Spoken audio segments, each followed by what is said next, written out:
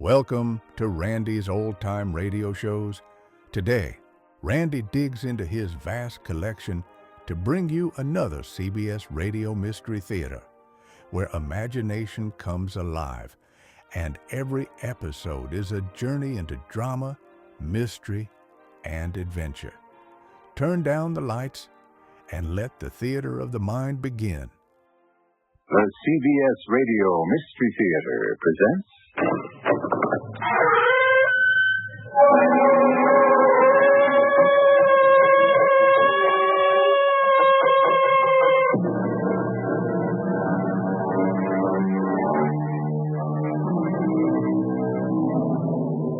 Come in. Welcome. I'm E.G. Marshall. William Alger, a clergyman of these parts, 100 years ago, was asked about fate.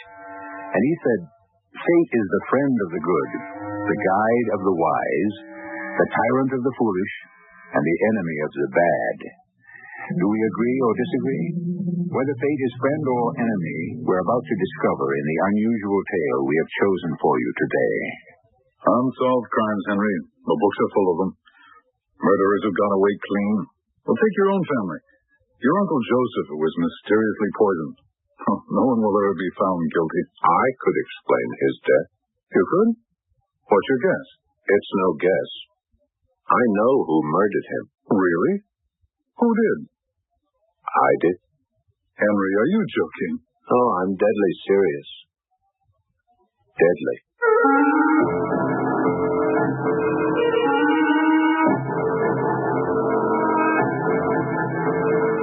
Our mystery drama, Guilty, adapted from a story by Edith Wharton, was written especially for the Mystery Theater by G. Frederick Lewis and stars Paul Hecht.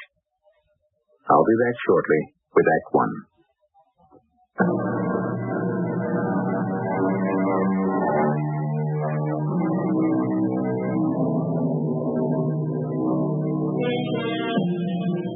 I don't know how it is where you live, but in the big cities in the USA, success is measured by address.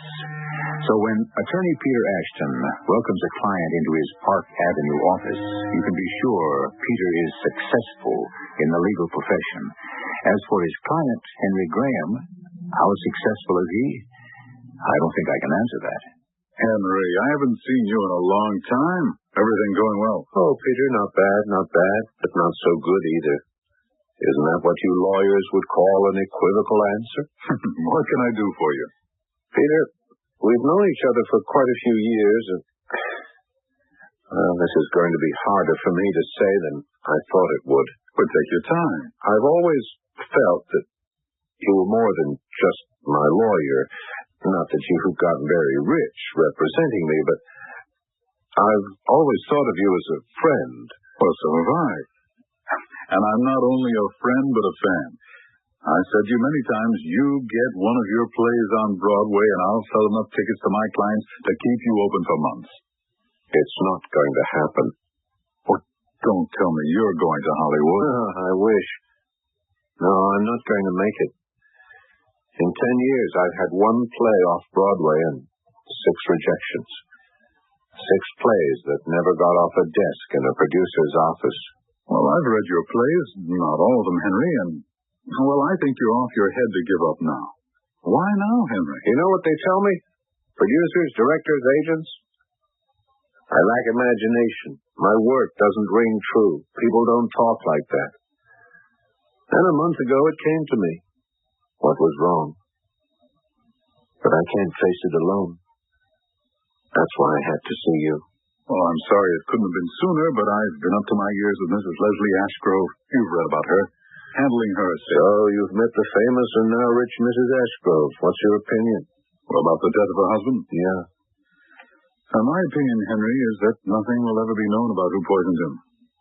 Whoever did it will never be discovered. An unsolved crime. Another unsolved crime. The books are full of them. Well, come to think of it, take your own family. Your Uncle Joseph, who also died mysteriously. Poison, wasn't it? No one will ever be found guilty, person or persons unknown. I could explain his death. I know who murdered him. Really? Who did? I did. There's a playwright for you. I'm serious. I'm deadly serious. Sure, so am I. Well, so you murdered your uncle 10 years ago to inherit his money, right? That wasn't the main reason. You never knew my sister, Kathleen. She was older than I was, a lovely girl in so many ways. No, you didn't know her. She died before you and I met. Yes, it was partly for money I killed him. I needed it for her. Henry, is this some kind of dramatic scene you're trying out to see if it'll play? It's no drama, it's truth. It happened. That's why I've turned out to be what I am, Peter. Because I killed Uncle Joseph. It's always there. Whatever I'm writing, my characters won't say what I want them to say. My words are fake, unbelievable. My life, all of it is a constant cover-up of hatred and guilt. You can't have reservations when you write. You can't fake people's emotions. You have to feel them yourself, and I can't. So, Peter, can you help me? Well, I can listen, Henry. 10 years ago, I had everything going for me. Was that when your first off-Broadway play opened? Yes, my first and only play.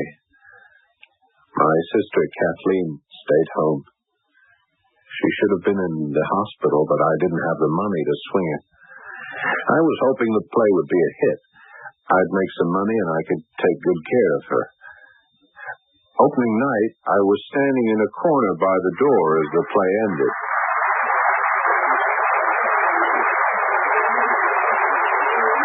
Hello. I'm Robin Draper. You're Henry Graham, aren't you? Yes, I am. I thought so. I write for the Village News. We ran a picture of you when you went into rehearsal. I took the picture. I'm sorry, I didn't see you. Oh, I take the pictures, I write the stories, I sell advertising space, and tonight I'm the drama critic. Henry, I love the play, and I hope it's got a long run ahead of it. Miss Draper. Robin. Robin, you may be the only person who likes the play this much. I don't want you to vanish on me. I won't. No, but I suppose you have to run back to your newspaper and write your criticism fast to get it in the morning edition? No, I don't. The Village News is a weekly. Oh. Let's go across the street for coffee. Well, just what I was going to suggest. On me, Henry. You see, this is the first time I've met a playwright of a play I loved. So, coffee's on me. Oh, no. Henry, you wrote the play. I'll get the coffee.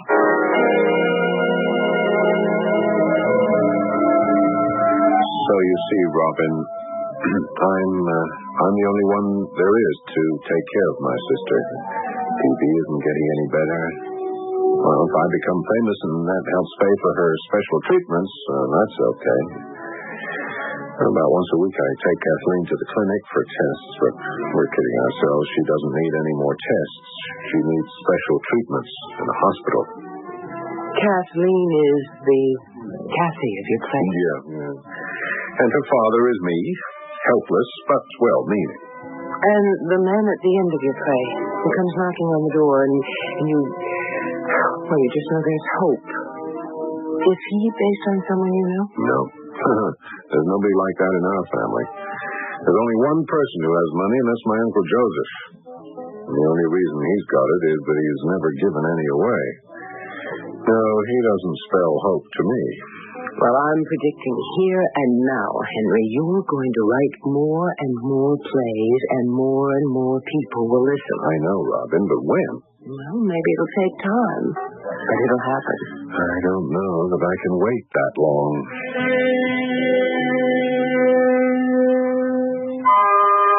Sure, they liked my one and only play, but they said it was too special to move uptown to Broadway, and next time I ought to write something more commercial. Henry. Kathleen, my sister. How could I write at home? The doctors at the clinic just shook their heads. Henry. They said that if Kathleen didn't get the right treatment soon, they didn't know how long she could hang on. These treatments were very expensive. Henry, what are you doing staring out the window? I've just decided something. What?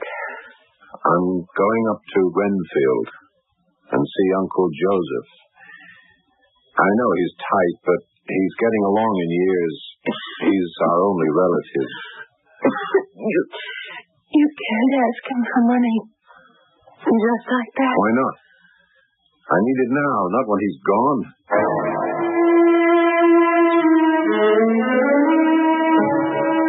My boy, I don't know what occasioned this visit. Don't know why, after all these years, you suddenly had to see me, but now that you're here, just look at these melons and tell me if you have ever in your whole life seen anything to equal this. No, I never have, Uncle. How many greenhouses have you here? 3. The first one's where we grow the more exotic melons. Oh, one looks more delicious than the next. I wouldn't know about that. I grow them for the farm shows and the county fairs because I like to look at them. But I can't eat them. Buttermilk and toast. That's all I'm allowed. It's time for my nap. So we'll talk later, huh? What's the matter with you, Henry? You always have that worried expression on your face? Uncle Joseph, it's Kathleen. I'm concerned about her. You should have brought her. Well, she has TB, and I don't have any money for the special treatments which could cure her. What do you do for a living? I've written a play, and I've started another. You can't eat plays. How do you eat? Oh, I'm a waiter in a coffee house in the village. Your sister, how old is she? 20, 30? No, she's 35. Never married. Always been sickly. I've been taking care of her. Well, my advice to you, Henry, is don't worry. Be cheerful. No one likes to see a man who frowns. You have to cultivate a smile. I do.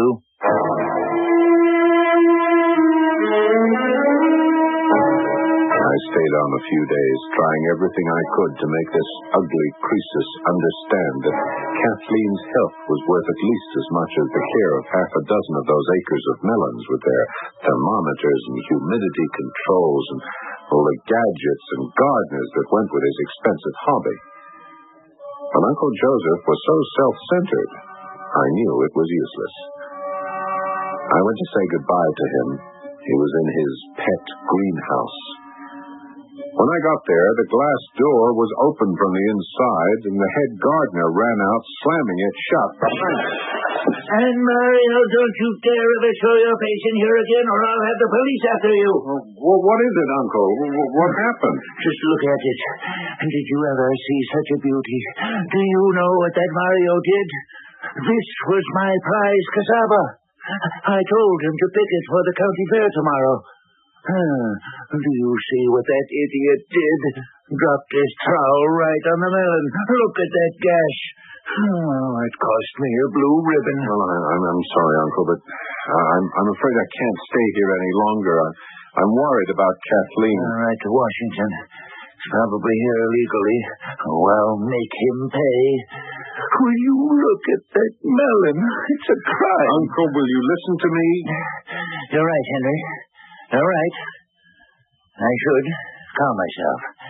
It's bad for the heart. Please, I've tried to ask you before. Can't you possibly give me a loan? I'll leave the amount to you. I think it's your niece, Kathleen. It's not her fault. She has this condition. Henry, you're getting all red in the face. Just a little money. You wouldn't even feel it, and it could help cure her. I guarantee on my word to pay you back. I've a half-written play, a wonderful play. I'd give that to you as security. A half-written play as security? All this excitement is too much for me. I can feel my heart pounding. I'm going to my room to lie down. It was then I decided this horrible and selfish old man didn't deserve to live, and it was up to me to kill him. The fact that I would inherit some of his money when he died didn't matter nearly as much as stopping his breath forever. But how to do it? How to murder without getting caught?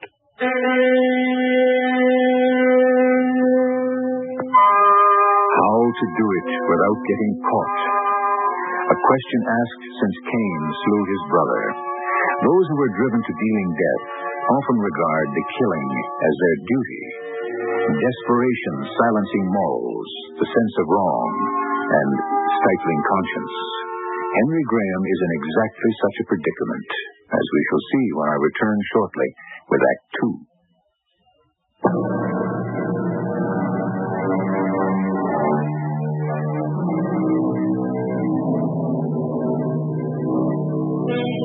In Exodus of the good book, we read, eye for eye, tooth for tooth, hand for hand, burning for burning, wound for wound, life for life. It was this that fired Henry Graham to action. And it is these events leading to the murder of his uncle he now tells to his lawyer. So that was 10 years ago, Henry? Yes, Peter. Almost to the month. I left Renfield and came back to the city. I had no plan. I just knew I shouldn't let him live. While I was away, Kathleen's condition got worse. A week later, the telephone rang. It was Uncle Joseph. I prayed that he had changed his mind. But my prayers were not answered. I had a visitor today, Henry. Oh, yes? Who? Mario, my old gardener. Remember him? Oh, yes. What did he want? He had the gall to threaten me because I withheld his 2-week severance pay after what he'd done to me. I called the police and they ran him out of town. Teach him to try that on me. How are your melons doing? Oh, I'm going to be eating a little French dwarf melon next Sunday. Oh? Well, what about your diet? Well, I've been feeling low, and Dr. Moore said maybe the taste of a melon would perk me up. So this Sunday morning, I shall have myself a real treat. See, it was fate, Peter. My chance. He called on a Tuesday, and Sunday was 5 days away. I could do it. Excuse me, Henry. Yes. Right. Well, tell them I'll be with them in a minute. Henry, when you began this confession of yours, I had no idea it would take so much time. I have a very tight schedule this morning. I've got 2 clients waiting for me right now. Don't you want to hear how I poisoned him? No, Henry, really. Just answer me one thing. Why this confession at this time? You weren't listening when I told you I cannot write with this knowledge. I'm not sorry I did it, Peter. I did inherit lots of money, but it came too late. They couldn't save Kathleen. She died. Yeah, having money didn't save me either. No one will put on a play I've written. I'm 40 years old and I'm beaten and I know it. Henry, we'll talk about this some other time. Yeah, you don't believe any of this, do you? I believe you're disappointed, very upset. But a murderer? No, I don't. Who else could I talk to? Who would listen and believe me? I was afraid to test the friendship of the few friends I still had. Robin Draper. Of course, Robin. She was a reporter, a writer. She could put my story into her paper. We met 10 years ago, and 7 years ago we'd each gone our own way. I wondered if she'd remember me. Don't tell me. I know that voice. Is it Henry Graham? Robin, you recognized me. Oh, I never forget voices, faces, or dreams. Are you still writing plays, Henry? Still dreaming about it, I guess. Why haven't you called me before? What was it? 6 years ago we lost track of each other. 7. I have to talk to you. Could you come over to my place after work? Tonight? Well, why not? Great. You live in the same place? Yeah, the same floor through on Bleecker. Have a light in the window at 10 o'clock and I'll be there.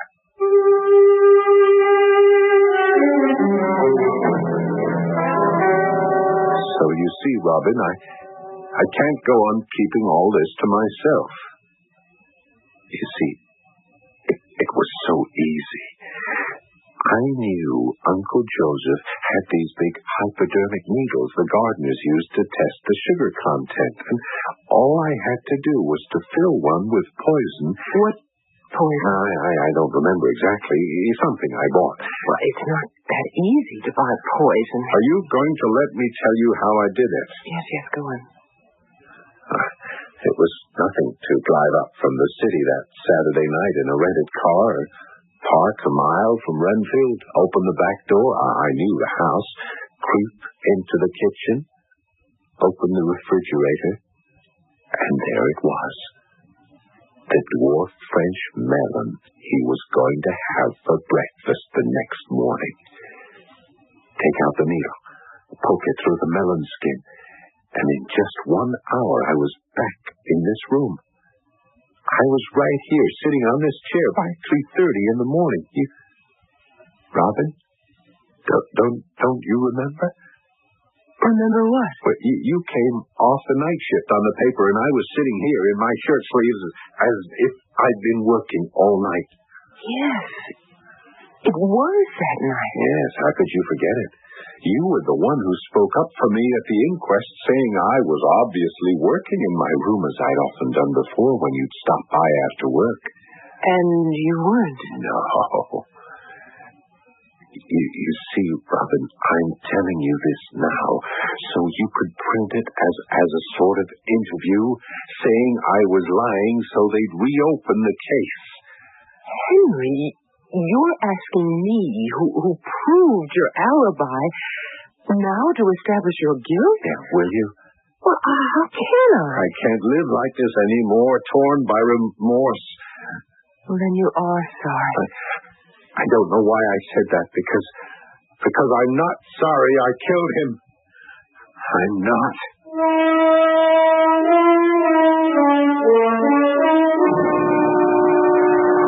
Robin wasn't going to help. I'd made a mistake. But fortunately, Peter, my lawyer, arranged for me to see someone who could be objective. Charles Green, the assistant district attorney. I'll be honest with you, Graham. For a man to confess to a crime on the flimsy evidence that you just handed me makes me hesitate. It's my own fault, then, if I didn't make clear to you every detail I remember of that night? One thing. From where did you rent the car that you used that night? Oh, I think it was a garage opposite Leffler's on 20th Street. Oh, fine. We'll check the records. If they're still there. Well, let's hope. And the poison you used? Yeah, I've been trying to remember where I bought it. It'll come to me. Okay. Just get back to me with that information, will you? Call my office and leave word with my assistant. I'd rather come and tell you personally. Oh, as you wish. Well, goodbye, Mr. Graham. Yeah, I'll get you the information. I'll be in touch very soon. Fine.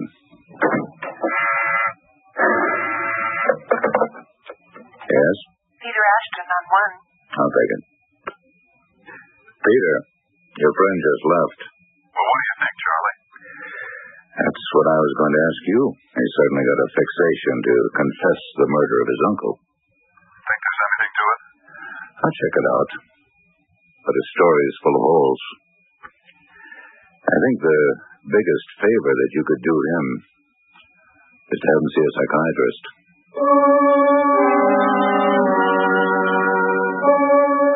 I called Robin a few times. She was too busy to see me. I wondered, was she washing her hands of me already? I tried writing, but I couldn't sit still at the typewriter. And then a Mr. J.B. Henson, a detective from the DA's office, came to see me. I was so excited that they were doing something, I could hardly talk. First, we went to 20th Street. Mr. Henson, I'm pretty sure the garage was somewhere along here. A number will come to me. Well, there's no car rental garage on this block. Well, let's keep walking then. You told the assistant district attorney it was number 204 East. Yeah. Opposite Leffler's department store. Now, let's see. I rented the car on a Tuesday. And then what? Well, for a week I began making practice runs at night from where I was living up to Renfield. See, I just had 4 days, and when I got the trip down to an hour, I thought, fine, that's okay. You see, I wanted to get up there at about 1 or 2 and be back home by 3. This looks sort of familiar. No, but not the building. Is that number 204? Well, it may have been 10 years ago, but this office building has swallowed your garage. Now, you're dead sure? Oh, yes, I am, because you see that empty building across the street? That was Leffler's department store. We'll check it. And it was a Mr. Flood you rented the car from, right? You didn't get his first name? No, just Flood. Well, that brings us to the poison. The DA said you were going to try to remember where you got it. Yes, I do remember, Mr. Henson. I got it from an old college teacher of mine, Jim Dawes. He lived at number 20 Stuyvesant Square. He was a chemist. He made it up for me, no questions asked. He made the poison up for you? Absolutely. I'm sure he'll tell you. You just ask him. You've seen him recently? No, not in 10 years. Yes. Well, I could have been wrong about the address. My memory for details has not been too good lately. That could have been where Professor Dawes lived. We don't think so. This man was 96 years old. Oh, what happens now? Why do you want this crime known? Why do you want to sit in jail for the rest of your life? I've told everyone why so many times. I'm guilty. I want to pay for what I've done. I can't understand why that's so hard to believe. I feel like I'm sitting somewhere else, looking at my life like watching a movie I'm not part of anymore. I didn't feel remorse or guilt. I wished I could turn the clock back 10 years so I could remember something that would help. I went downtown to the off-Broadway theater where my first play had been done, getting a seat right at the back so I could get out into the lobby before the crush started. Hello, Henry. Robin. How did you like the play? It was good. Robin, I've left word at your office. I don't know how many times. Well, we've been very busy. Our neighborhood paper is getting very popular. Are you still in charge of everything? No, just editorial and art critic. You remember this theater? Yeah, my first and only triumph. Gosh, it's really strange running across you here. It's as if 10 years ago is happening all over again. I've been thinking about you, Henry. I'm sorry I didn't believe you. Because I wanted to. Yes, I'm glad. I can't get over it, meeting you like this here in this theater. Ahmed. What is it? That man. There with a mustache who just came into the lobby. Did you see him? Yes, I do. Why? Do you know him? Why is he here? What's he doing? Why shouldn't he be? He probably came to see the play. Oh, he's from the DA's office. He's following me.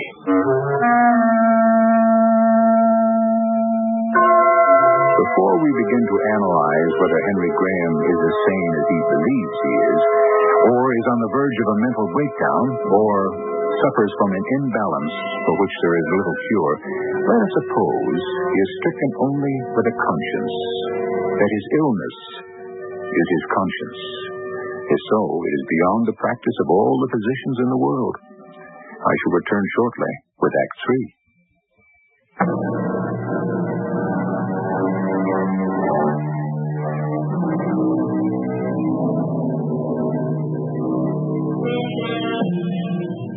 There are those who have in their past committed some loathsome act, which with regret and fear they hide from their conscious selves. Within the mind, the memory of this act gathers force until, like an active volcano, it bursts upon the consciousness. On the other hand, could the murder of his uncle exist only in Henry Graham's imagination? That he believes he committed the crime because he wishes he had. In the lobby of a theater, Henry suddenly becomes aware that he is being followed. Robbie?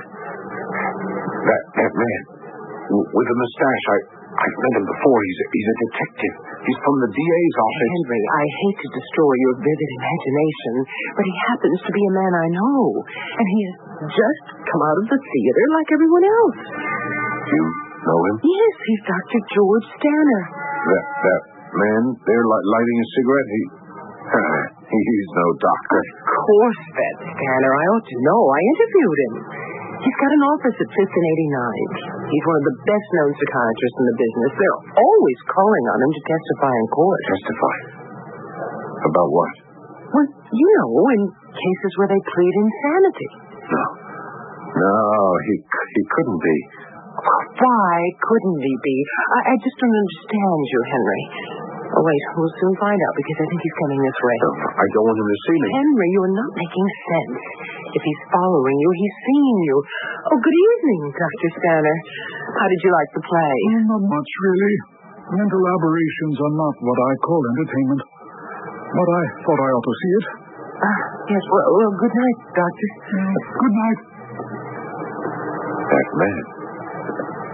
Henson could be his twin. Henry, shall I walk you home? You seem a little shaky. No, I don't think I want to go home yet.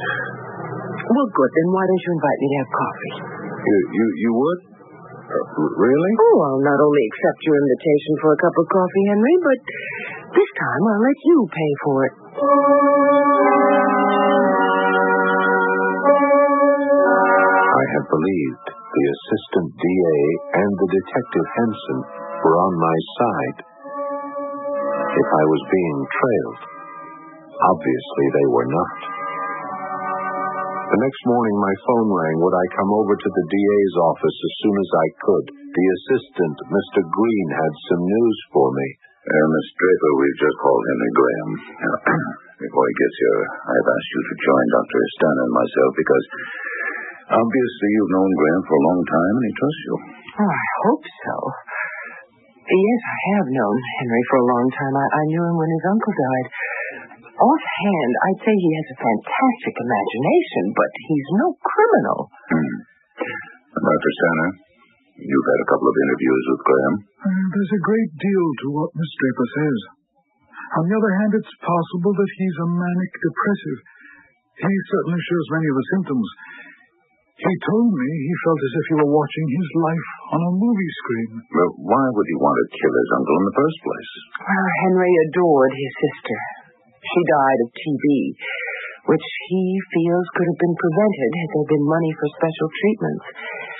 Henry went to see his uncle to ask for a loan. His uncle turned him down. Is it possible, Doctor, that in Graham's mind, his uncle killed his sister, so Graham had to kill him in return? In his mind, Charles, yes. But only there. Oh, we haven't found hard evidence to the contrary. Mr. Green? Yes, come in. I came as soon as I could. Robin, what are you doing here? I was invited. I think I've met this gentleman before. Mr. Henson? Or is it? Well, actually, Graham, his name is not Henson. That's right. You're Dr. Stanner, the psychiatrist. Yes, I am. Mr. Green, why did you do that to me? Send a psychiatrist. Because I looked into your story and there's nothing to it. Henry, please, everyone here wants to help I you. want to know why the assistant DA played such a trick on me. I had to. It's part of my business. Matter of fact, Dr. Stanner is a detective. Every doctor is. Oh? And what did he detect? Well, it's overwork, Graham. Yours is not an uncommon form of hallucination. Dr. Stanner, I killed my uncle. Gentlemen, I think we've gone about as far as we can on this investigation. The taxpayers would be up in arms if we spent any more time on it. Dr. Stanner, I appreciate your work. Henry, let's go somewhere. Just you and me.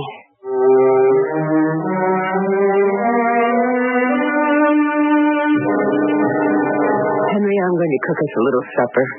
Now you put your feet up and look at the papers. There's a whole pile. Read one of them and tell me what you think. I'm so tired.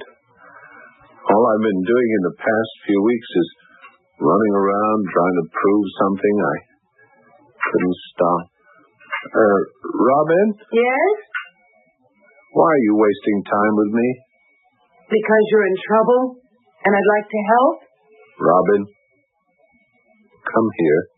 I'm preparing something for us to eat. It can wait. Come here, will you? Okay, my friend. Move over on this sofa so I can sit. Why do you want to help me? Oh, I don't know. I just want to. I'd like you to have some peace of mind. I'm not going to stop now. I have to prove I'm the murderer. Henry, wouldn't it be better if you just closed the book on it? Sure, it would be better. But I can't. There's got to be some way of finding the man I rented the car from. Some relative of Jim Dawes who knew he was a chemist and how he made poisons. No one believes that. I'll tell you what else. Uncle Joseph had a housekeeper, a Mrs. Cruz. Yeah, maybe she knows something. Maybe my fingerprints are somewhere in the kitchen, near the refrigerator. I've got to go up there and look around. If Renfield is still standing, they wrecked a lot of those old estates. Robin, I wish you wouldn't keep doing that. Doing what? Whenever I come up with something, you knock it down. Henry, I'm your friend. I'm just trying to be logical. I don't need that kind of friendship.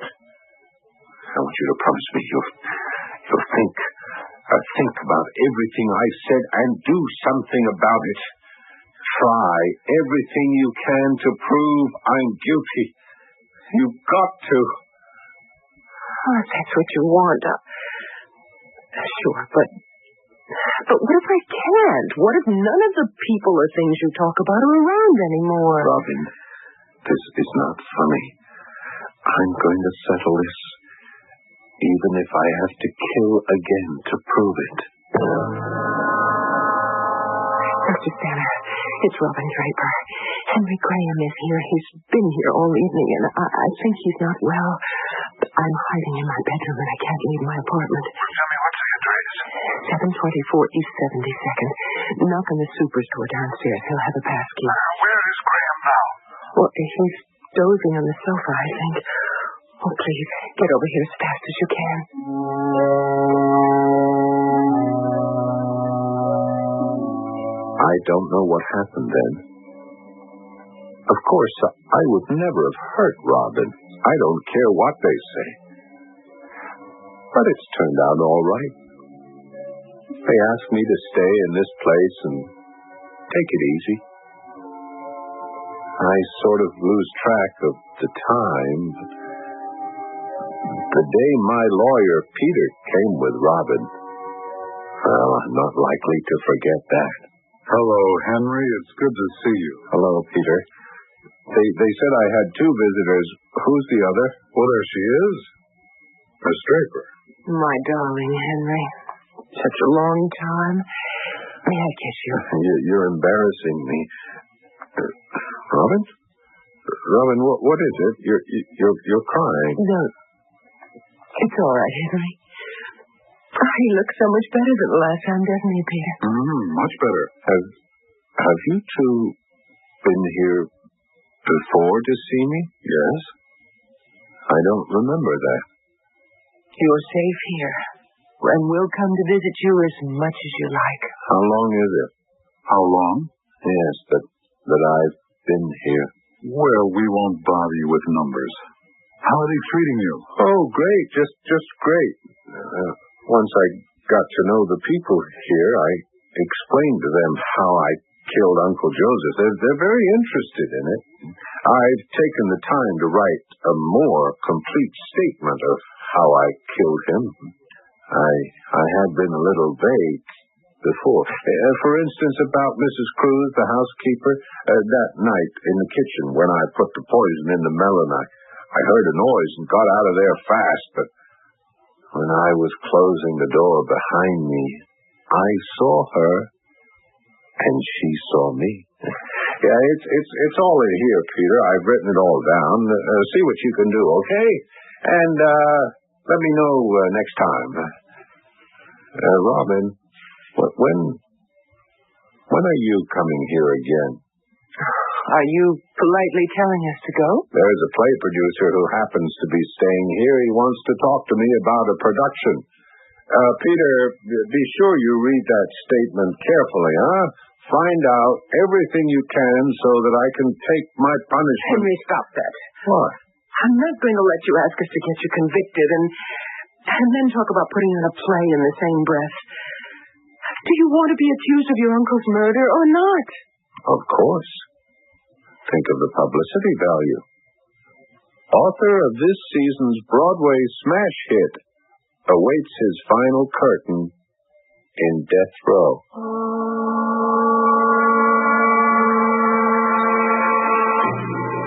Peter, do you mind, before we head back to town, my knees are kind of buckling under me. Let's sit a moment on this bench. I'm a little shaky myself. He's worse. It's almost a joke with him. And he's still convinced that he did it. There's no shaking him out of that, is there? Robin, there's something I have to tell you. Something I learned the day before yesterday. Thanks to you and that tip you gave me about the housekeeper, Mrs. Cruz, I found her. It's true what he said. She did see him, but said nothing about it when they questioned her because she thought she must have been dreaming. She couldn't believe Henry would have poisoned his uncle. So she suspected the person she saw in the kitchen was the gardener who had been fired. Oh, it was Henry after all. Yes. So what do we do now? Oh, what can we do? Will the housekeeper say anything? No, she's scared out of her wits. Peter, I say we do nothing. Henry is being punished. And the punishment may go on for years in this place. But it's his crime he wants to be punished for. I won't be responsible for giving him the death he wants. Can you honestly say, Peter, you could live with the knowledge that you sent him to his death?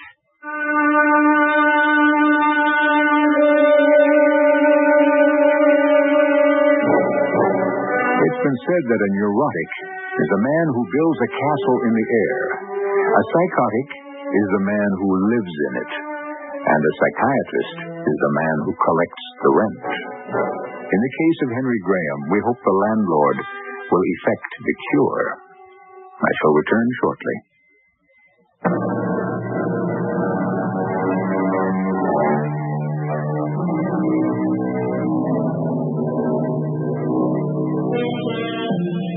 As we round out this story of Henry Graham, and I ask myself, should he be forgiven or forgotten? I am reminded it was Robert Louis Stevenson who said that there is so much good in the worst of us, and so much bad in the best of us, that it behooves all of us not to talk about the rest of us. Our cast included Paul Hecht, Joyce Gordon, Lloyd Batista, and Ray Owens. The entire production was under the direction of Hyman Brown. This is E.G. Marshall inviting you to return to our Mystery Theater for another adventure in the macabre. Until next time, pleasant dreams.